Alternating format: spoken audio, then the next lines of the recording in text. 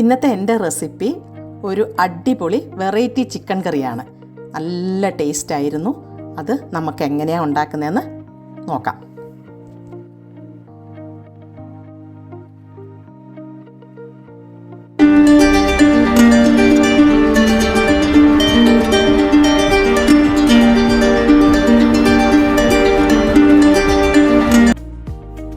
ഈ variety chicken കറി ഉണ്ടാക്കാൻ വേണ്ടിയിട്ട് ഞാൻ 1 കിലോ ചിക്കനാണ് ഇവിടെ എടുത്തേക്കുന്നത്.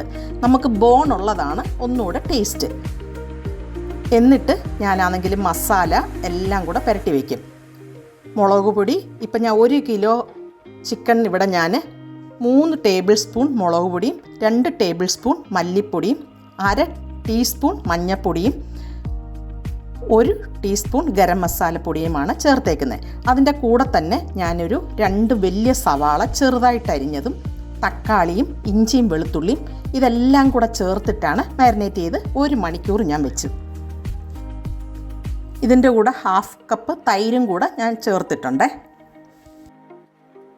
ഞാനിവിടെ ഒരു നോൺ സ്റ്റിക്കിൻ്റെ പാനാണ് എടുത്തേക്കുന്നത്.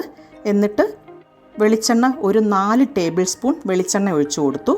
അത് കഴിഞ്ഞിട്ട് നമ്മൾ സ്പൈസസ് എല്ലാം കൂടി ഇട്ട് കൊടുക്കണം. ചെറിയ ജീരകം, പെരിഞ്ജീരകം, പട്ട, ഗ്രാമ്പു, ബേ ലീഫ് ഇതെല്ലാം കൂടി ഇട്ട് കൊടുക്കണം. എന്നിട്ട് ഞാൻ ചെറിയ ഒരു ഉള്ളിയും കൂടെ ചെറുതായിട്ട് കട്ട് ചെയ്ത് ഈ എണ്ണയ്ക്കകത്ത് മൂപ്പിച്ചെടുക്കും. അതായത് നമ്മൾ ആദ്യം തന്നെ നമ്മൾ ചിക്കനകത്ത് ഓൾറെഡി സവാള ഇട്ടിട്ടുണ്ട്. അപ്പോൾ കൂടാൻ പാടില്ല, കൂടിക്കഴിഞ്ഞാൽ മതിരിക്കും. അപ്പോൾ ഈ സവാള ചെറുതായിട്ട് ഇങ്ങനെ ബ്രൗൺ കളറിൽ നമുക്ക് ഫ്രൈ ചെയ്യണം. ഫ്രൈ ചെയ്തിട്ട് എന്നിട്ട് കുറച്ച് മസാലപ്പൊടിയും മുളക് പൊടിയും മല്ലിപ്പൊടി ഇതിൻ്റെയും കൂടെ ചേർക്കണം. നമ്മൾ ഓൾറെഡി ചേർത്ത് വെച്ചിട്ടുണ്ട്, അതനുസരിച്ചിട്ട് വേണം ഇതിനകത്തും കൂടെ ചേർക്കാൻ. അപ്പോൾ നല്ലൊരു ടേസ്റ്റ് ആയിരിക്കും കിട്ടുന്നത്. എന്നിട്ട് 2 മുളക് ഇങ്ങനെ കട്ട് ചെയ്ത് നീളത്തിൽ കട്ട് ചെയ്ത് ഇടുകയും ചെയ്യും. അതെല്ലാം കൂടെ വഴണ്ട് വരുമ്പോൾ നമ്മൾ മാരിനേറ്റ് ചെയ്ത ചിക്കൻ ഇതിനകത്ത് ഈ എണ്ണയ്ക്കകത്തിട്ട് നല്ല വഴട്ടിയെടുക്കണം. ഗ്യാസിൻ്റെ ഫ്ലെയിമാണ് ഫുള്ളിൽ വെക്കണം.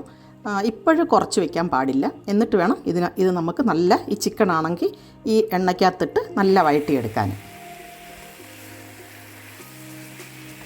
ഒരു 5 മിനിറ്റോളം നമ്മൾ എണ്ണയ്ക്കകത്തിട്ട് ഇത് വഴട്ടിയെടുക്കണം. പിന്നെ ഈ നോൺ സ്റ്റിക്ക് ആയതുകൊണ്ട് അടിക്കൊന്നും പിടിക്കില്ല. എന്നിട്ടിത് അടച്ചു വയ്ക്കണം. നമ്മൾ അടച്ചു വെച്ചിട്ട് നമ്മൾ ആദ്യം തന്നെ നല്ല വഴട്ടിയിരുന്നല്ലോ.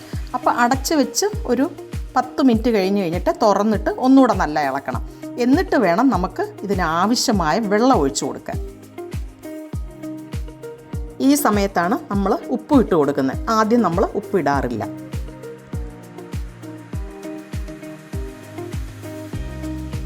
എന്നിട്ട് നമുക്ക് വെള്ളം ഒഴിച്ച് കഴിഞ്ഞിട്ട് അടച്ചു വെച്ച് നല്ല തിളച്ചതിന് ശേഷം വേണം ചെറിയ തീയിൽ വെച്ച് ചിക്കൻ വേവിച്ചെടുക്കാൻ. ഇതിപ്പോൾ ഓൾറെഡി ഹാഫ് വെന്തിട്ടുണ്ട്. അപ്പം നമ്മളുടെ ചിക്കൻ കറി ഇവിടെ റെഡി ആയിട്ടുണ്ട്.